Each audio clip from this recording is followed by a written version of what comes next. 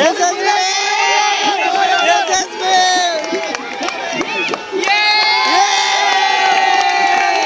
1432 বাংলা বর্ষের আজকে সর্বশেষ দিন অর্থাৎ চৈত্র সংক্রান্তি। এই দিনে এসে আমাদের জাহাঙ্গীরনগর বিশ্ববিদ্যালয় কেন্দ্রীয় শিক্ষার্থী সংসদ আয়োজন করেছে এটি ব্যতিক্রমধর্মী ভেলা বাইচের প্রতিযোগিতা।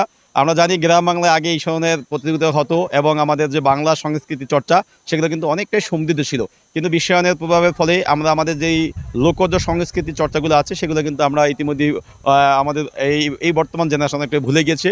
তো আমরা জাকসুর মাধ্যমে আজকে যে ভেলা বাইচ প্রতিযোগিতাটি আয়োজন করেছি সেখানে 11টি হল থেকে আমাদের শিক্ষার্থীরা অংশ নিচ্ছে।